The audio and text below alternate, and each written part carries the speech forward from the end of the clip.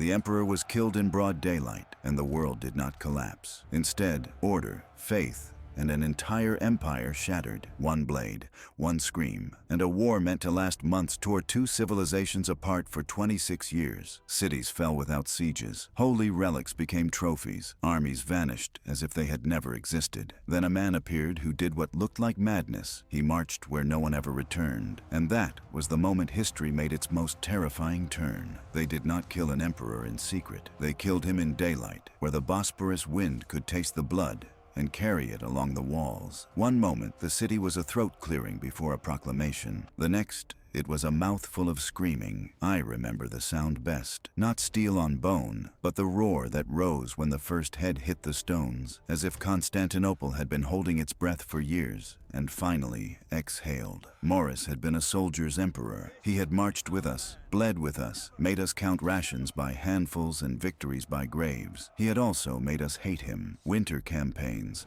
unpaid arrears, orders to hold the Danube line when the river froze, and the Avars circled like wolves. Men mutinied with frost in their beards and curses in their teeth. They chose focus, no general, just a loud centurion, because anger needs a face. Focus needed Maurice dead to become real. So he dragged Maurice and his sons to Chalcedon, to the Asiatic shore, and made the Sea Watch what loyalty earns. I was there because I was a courier then, fast enough to outrun questions. Officers who had once saluted Maurice stared at their boots. Priests whispered prayers that sounded like bargaining. Maurice's boys, raised for crowns, not dust, were made to kneel. The executioners worked methodically, the way butchers work when they are hungry but not angry. When the last sun fell, Maurice looked back at the city, as if trying to memorize it for another life, and said, "Righteous are you, O Lord." Then they killed him too, and the world did not end. That was the first lie of this war, that one death could satisfy the debt of an empire. Khusro, king of kings,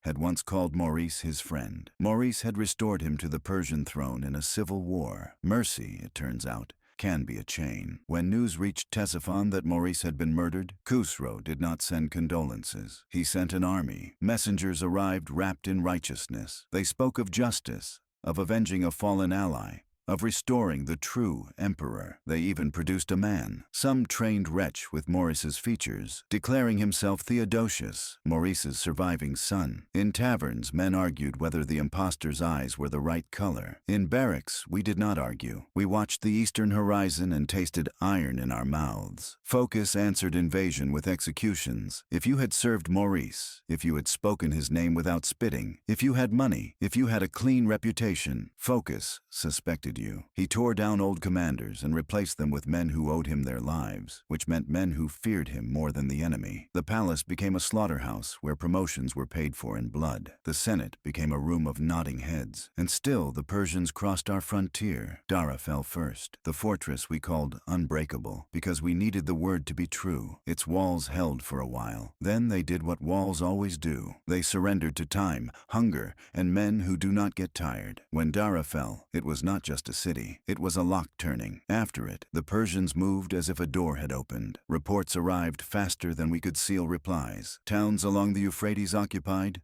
storehouses inventoried, taxes reassigned. This was not raiding. This was replacement. Maps on generals' tables became lies. Ink could not keep up with collapse. The empire cracked in more than one direction. In the north, Avars and Slavs tested every weak seam. Villages vanished. Roads became unsafe. Grain convoys thinned. In the east, Persian banners appeared where Roman eagles had stood for centuries. In the capital, fear ruled like a second emperor. I lived in a rented room above a baker. At dawn, I could smell bread and pretend the world still worked. Then I stepped into the street and saw the lines. Focus held parades with severed heads on pikes. He staged confessions. He forced bishops to bless his cruelty so he could call it divine. The city learned a new habit, whispering. One night, running messages between barracks and palace, I heard a rumor that landed in the stomach like a stone. The Persians were not stopping at Syria. They were aiming for the holy places, for Egypt, for the spine of the empire itself. It sounded impossible,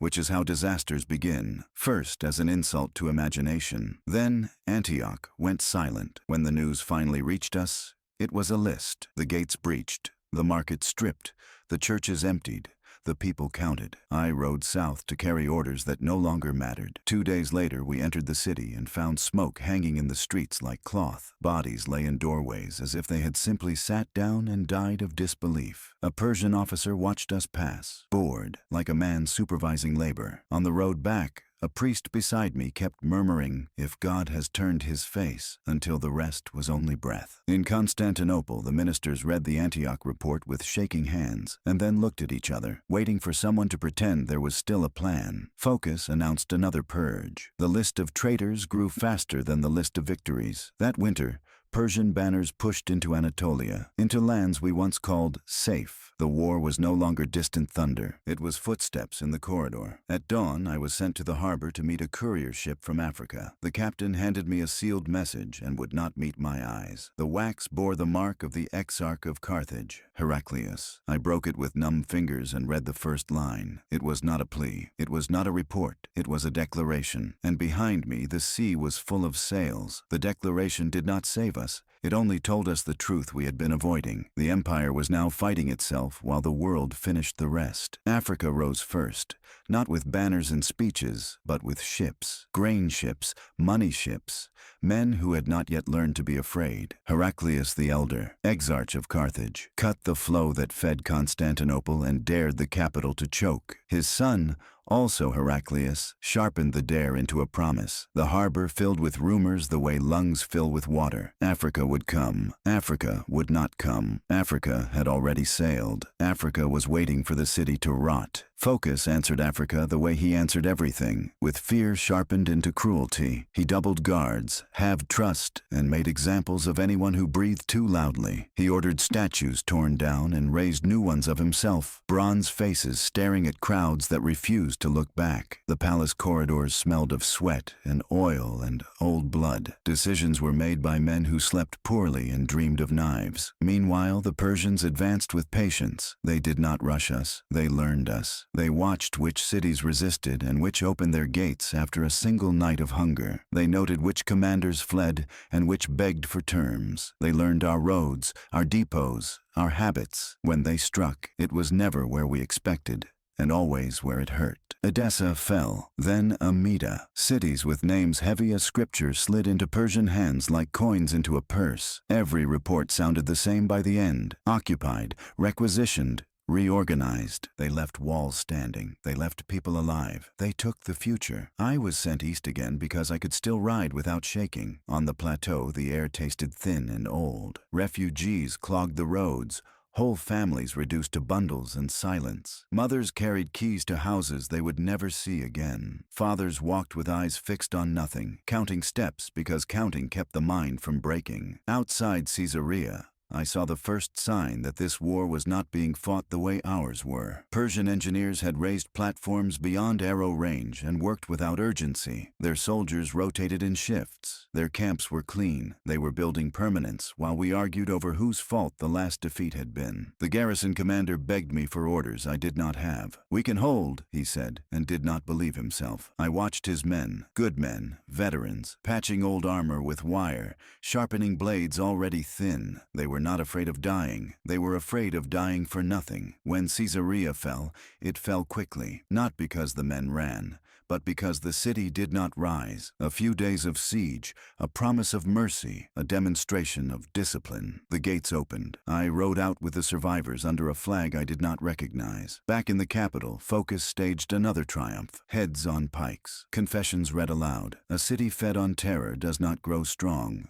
It grows quiet. Senators learned to speak in agreement before questions were asked. Bishops learned new interpretations of obedience. And still the Persians came. They crossed Taurus passes that had stopped armies for generations. They reached Chalcedon, across the water from Constantinople. So close we could smell their cooking fires at night. I stood on the walls and watched their torches flicker like a second constellation. Steady and patient, the city whispered prayers into the dark and waited for the world to end. It did not. The Persians did not attack. They did not need to. They were teaching us a lesson in helplessness. Then came the blow that broke the map. Jerusalem fell. The news arrived, carried by a man who had lost his voice screaming. He pressed the report into my hands and shook, lips moving without sound. I read it by lamplight while the city slept uneasily. The walls breached.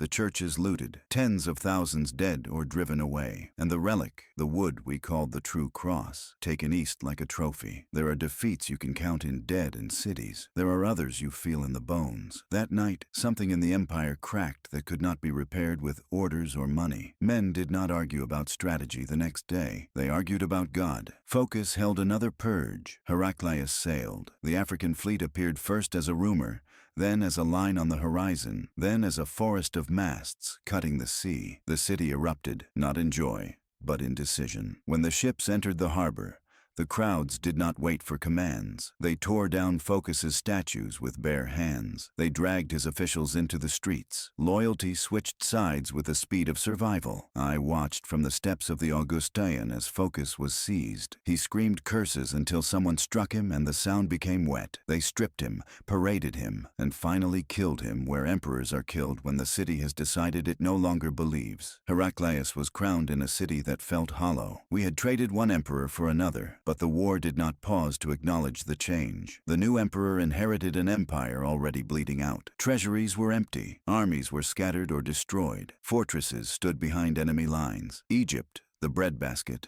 wavered. Syria was gone. Anatolia was aflame. The Persians held the relic that defined us, and on the northern frontier, old enemies watched, waiting for the final weakness. Heraclius did not promise miracles. He did not hold parades. He closed doors and listened to men who spoke quietly and carried bad news. He cut the court to bone. He sold church plate. He rewrote taxes. He did what no one had done in years. He counted. Some nights I saw him walking alone along the walls, staring across the water to where Persian fires still burned. He looked less like an emperor than a man measuring a cliff. The question no one dared to ask was the only one that mattered. Do you stand and be strangled slowly, or do you step off and hope the fall kills the enemy first? No one announces the moment an empire chooses to gamble its last breath. It happens in rooms with shutters closed, where the lamps are kept low to save oil, and the maps are worn thin by hands that no longer trust them. It happens after the arguments are finished, when the clever plans have all died quietly,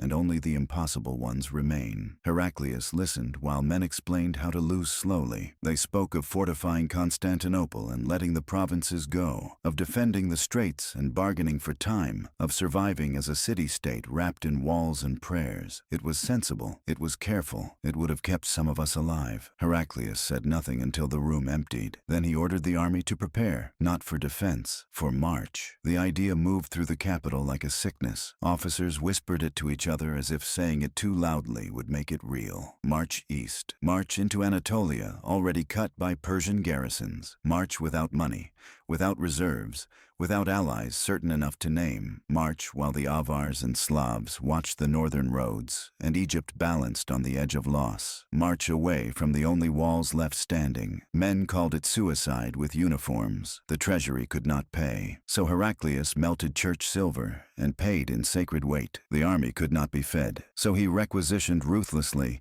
and promised restitution no one believed in. There were not enough soldiers, so he took veterans, boys, and men who had never expected to fight again. He trained them hard and fast, not for parade ground perfection but for endurance and obedience. Most dangerous of all, he took the war personally. When the emperor mounted and rode with the army, it unsettled everyone. Emperors were symbols, not targets. They blessed campaigns. They did not sleep in the mud. Heraclius insisted. He wanted the men to see that there would be no retreat without him. If this failed, there would be no one left to blame. We marched in spring, when the passes were just opening and the earth still remembered winter. The land we moved through felt wounded, fields abandoned, villages half-burned, roads watched by enemy scouts who did not bother to hide. Persian forts rose on hills like accusations. Our first encounters were small and vicious, skirmishes that taught us how much we had forgotten. Persian cavalry moved like water, striking and vanishing, never where we wanted them. They tested us, then withdrew, reporting what they saw. Heraclius let them watch. He drilled the army into something new, not the heavy, rigid formations of old victories, but a force that could move, split,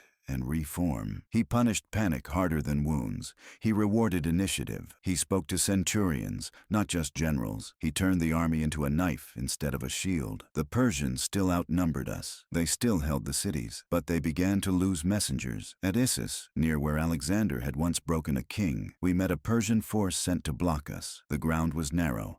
The sea to one side, hills to the other. Heraclius chose it deliberately. When the fighting began, it was brutal and close. No room for cavalry games. Just men pressed together, breath and blood mixing until no one could tell which side the screams belonged to. When it ended, the Persians withdrew in good order, but they withdrew. For the first time in years, the reports carried something new. Enemy repelled. It did not change the map. It did not restore a city, but it changed the men. Soldiers who had marched expecting to die now marched wondering if they might not. Heraclius did not pause to celebrate. He drove us deeper. We moved north and east, striking supply lines, forcing Persian commanders to chase shadows. When they concentrated to destroy us, we slipped past and burned what fed them. When they ignored us, we took a city too small to matter strategically but large enough to hurt psychologically. This was not conquest. It was harassment elevated to doctrine. The Persians adapted. They always did. They sent larger forces, commanders with experience, men who had broken Roman armies before. Outside Tarsus, we nearly lost everything. A feigned retreat turned real. Lines bent,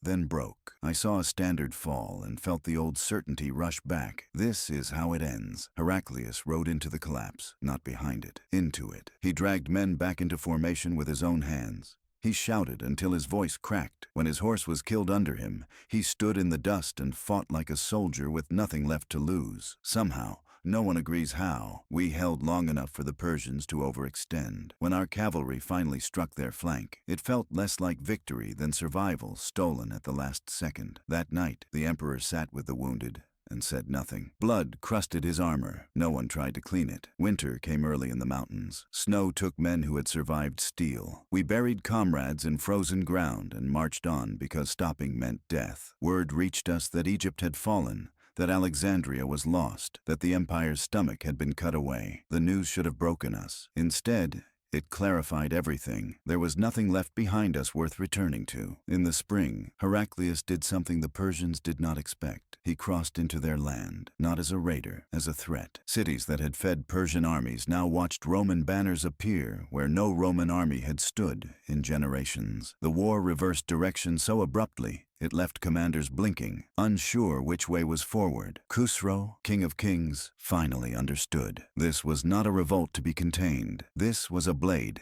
aimed at the heart. He ordered everything forward. The armies of Persia began to converge, massive and deliberate, to crush the emperor in hostile territory and end the war in one annihilating stroke. We knew it was coming. We kept marching anyway. They say an army carries its homeland with it. If that is true, then we carried only ashes. Once we crossed into Persian land, the roads changed. They were better kept, the bridges intact, the storehouses full. It should have felt like relief. Instead, it felt like theft committed in daylight. Every village we passed watched us with eyes sharpened by memory. They knew what Roman armies had once done here centuries ago. Now we were ghosts, returning to demand shelter from men whose ancestors we had burned. Heraclius did not pretend this was liberation. He forbade looting where he could enforce it, and punished men who took more than orders allowed, not from mercy, but from calculation. He needed the land alive long enough to starve the Persian armies chasing us. That chase began sooner than expected. Scouts reported columns moving from 3 directions, tightening like a fist. Persian generals had stopped trying to outthink us and decided instead to erase us. They would push us against the mountains and grind us down with numbers, cavalry, and time. Time was the enemy now. Heraclius turned north, then east, then north again, marching in patterns that made sense only when seen from above. Men cursed him in private, supplies thinned, horses dropped, boots split open on stone roads. We marched until the idea of stopping felt more dangerous than death. The first great collision came near the upper Zab. The Persians attacked in waves, disciplined and relentless. Their banners filled the horizon, red and gold against a sky that did not care. Our line bent, but did not break. Heraclius placed himself where collapse was most likely, not to inspire, but to force reality. If he fell, the war fell with him. The fighting lasted all day. By dusk, the river ran darker than it should have. Corpses clogged the shallows. We held the field, but held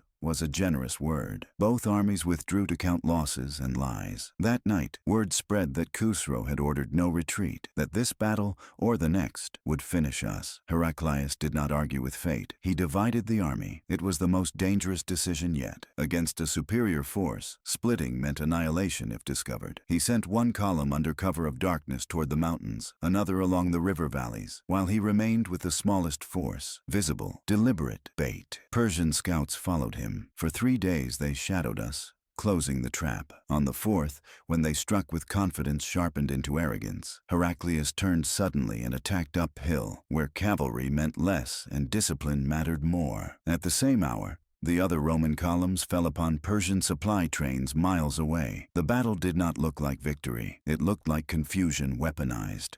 Persian units arrived hungry and late. Orders conflicted.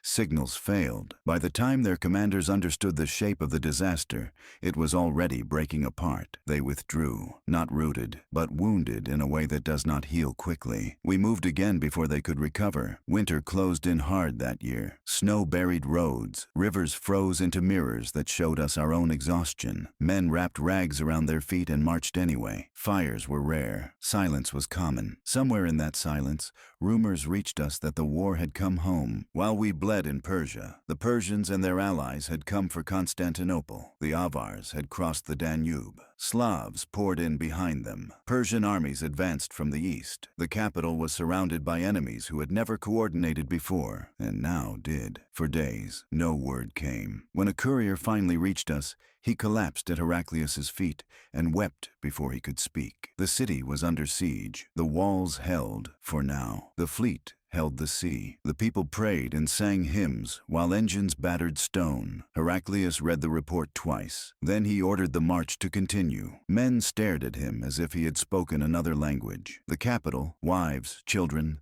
everything we claimed to protect, was fighting for its life. Any other emperor would have turned back. Heraclius did not. If he returned, he would arrive too late with too little. If he stayed, there was a chance, only a chance, that the pressure on Persia would force them to abandon the siege. It was a decision no general could forgive, and no emperor could escape. We marched deeper. The siege of Constantinople raged without us. Persian engineers and Avar ladders tested the Theodosian walls. Slavic boats swarmed the straits, only to be torn apart by storms and fire. The city survived not by strength alone, but by accident and stubborn faith. When news finally reached us that the siege had failed, there was no cheering. Men sat down where they stood and closed their eyes. The war was not won, but it had refused to end us. In Persia, the land began to revolt in small, quiet ways. Villages withheld supplies. Local forces hesitated. The myth of Persian inevitability, so carefully built, was cracking. Heraclius gathered his commanders and spoke plainly. There would be no retreat. The next year,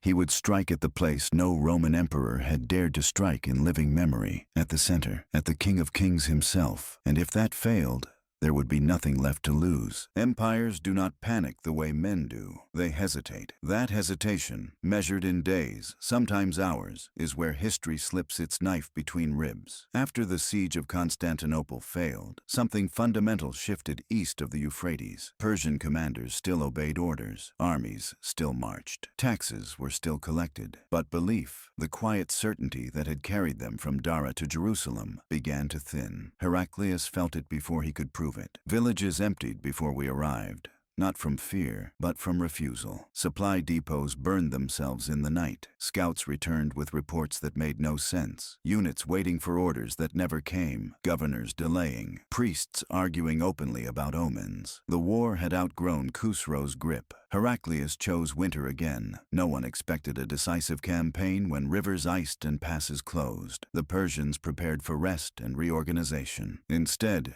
Roman banners appeared like hallucinations in snowbound valleys. We moved fast and light, carrying little, living on what could be taken without delay. This was no longer an army in the old sense. It was a weapon stripped of everything that slowed it. Near Nineveh, the Persians finally forced battle. Their general, Razad, had orders to destroy the emperor personally. He assembled his force with care, choosing ground that favored his numbers and cavalry. Fog lay thick over the fields, muting sound and distance. It was the kind of morning where mistakes are made quietly and paid for loudly. Heraclius rode the line and did something unexpected. He smiled, not broadly, not for show, just enough for the men nearest him to see it and wonder if madness had finally won. The battle began without ceremony. Infantry met infantry in the fog, shields crashing blind, men fighting shapes instead of faces. Cavalry charges dissolved into chaos. Commands were swallowed by distance. For hours the field existed only in fragments, small, vicious circles of killing with no sense of the whole. At the height of it, Razad challenged Heraclius directly. Emperors are not supposed to accept. Heraclius did. They met where the fog thinned,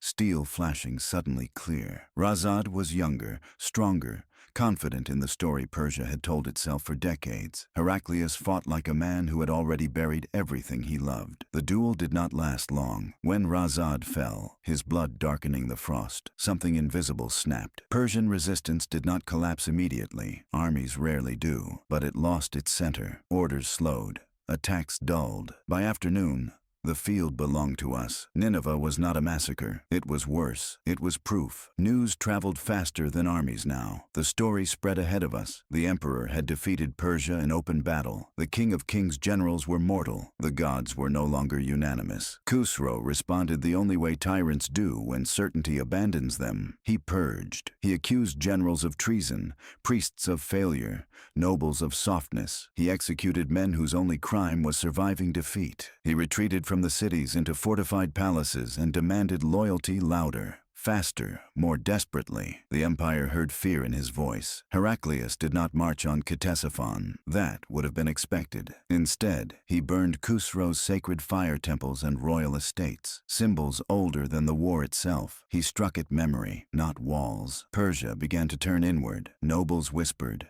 Courtiers counted alliances. Sons watched their father with new calculations. When Heraclius moved toward the heartland again, there was no unified force left to stop him. Khusro fled. He abandoned palace after palace, dragging the court with him like a wound that would not close. Finally, he hid in a fortress and trusted that terror would still work. It did not. His own men seized him in the night. They bound the king of kings and dragged him into a cell built for lesser traitors. His son, Kavad, took the throne not with ceremony but with exhaustion. Persia needed the war to end more than it needed tradition. Khusro was executed slowly, methodically, as emperors are when their myths die before they do. The order went out. Peace. When the Persian envoys arrived, they did not posture. They did not threaten. They listed terms like men inventorying ruins, borders restored, prisoners exchanged, relics returned, including the cross. When the relic was brought back, wrapped and guarded as if it could still bleed, men knelt without being told, not in triumph, but in relief sharp enough to hurt. Heraclius did not smile. He had won a war that should have ended the empire 6 times over. He had marched where no emperor had marched and lived. He had broken the greatest power in the East. And he knew, perhaps better than anyone, what that victory had cost. Cities lay empty. Fields lay untended. Treasuries were hollowed out to pay for survival. 2 empires had exhausted themselves to the bone. As the army turned homeward, veterans spoke quietly of peace, of rest, of a world finally allowed to heal. Heraclius said nothing, because on the southern horizon, beyond deserts no one feared anymore. Something new was already gathering, and exhausted empires do not see storms until they are inside them. The war ended the way fires do, by leaving behind heat that no longer had a name. Treaties were signed with hands that shook from habit more than fear. Prisoners walked home through landscapes that did not recognize them. Borders were redrawn along lines that looked familiar only because they were old. Messengers rode fast to announce peace, and slower to understand what peace meant. Heraclius returned to Constantinople without a parade. The city opened its gates, rang its bells, sang its hymns, but the sound was thin, stretched over too many absences. Streets that had once poured bodies toward spectacle now swallowed them. Faces looked older than their years. Children stared at soldiers like creatures from a story told too often and believed too little. The cross was carried through the city as if it were heavier than wood. Men wept openly, not from joy, but from the shock of still being alive. Heraclius walked behind it barefoot, wearing the same scars he had earned far from marble floors. He had brought back what the empire had lost its breath praying for. It should have felt like triumph. It felt like a pause. In the provinces, officials tried to rebuild systems that had only existed on paper for years. Taxes were reassessed on villages that could not feed themselves. Garrisons returned to forts whose walls stood intact over empty land. Egypt was reclaimed, but its harvests came late and thin. Syria reopened its gates, but its markets were quiet. Both empires had survived. Neither had strength. Persia changed rulers quickly now. Kavad did not last. Others followed. Each reigned shorter, each promise smaller. The nobility fought itself in corridors instead of fields. The old confidence, the one that had marched armies to Jerusalem and Chalcedon, never returned. Rome was no better. Heraclius aged in a single decade. The war had taught him how to fight fate, not how to rest from it. He reorganized provinces, reformed armies, repaired walls. He did everything a victor is supposed to do. And still, something was wrong. The soldiers noticed it first. The frontier patrols reported new movements in the south. Small bands at first. Fast and disciplined. Not raiders, not merchants. They fought when cornered and did not retreat like men who feared defeat. They spoke of one God and did not argue when mocked. Governors dismissed them. Generals underestimated them. Empires always do, when they are tired. I was old by then, too old to ride as a courier, too restless to stay home. I listened in taverns and watched roads. I heard the same words spoken in too many places by men who did not know each other. Arabia. In the capital, the Senate debated currency and titles. In Persia, nobles debated succession. Along the deserts, men debated destiny. The war we had survived had trained us to look east and north, to measure danger in numbers and banners and engines. We had learned to fear the known enemy perfectly. The unknown arrived without asking permission. When the first cities fell, two armies no one had bothered to count. Reports sounded familiar. Occupied, reorganized, taxes reassigned. Local elites spared if they complied. Faith offered instead of threatened. I read one such report and felt the old chill. It was the same language, not Persian, not Roman, imperial. Heraclius stood once more on the walls of Constantinople, watching the horizon. He had beaten the impossible by refusing to accept the reasonable. He had carried an empire through a war that should have ended it. But wars do not ask whether you are finished. They only ask whether you are ready. Behind him lay a city saved at unimaginable cost. Before him lay a world that no longer obeyed the rules he had mastered. The silence after victory stretched, not peaceful, not hopeful, just empty enough for something else to enter. History does not reward survival. It merely allows you to face what comes next, and what came next did not care who had won the last war.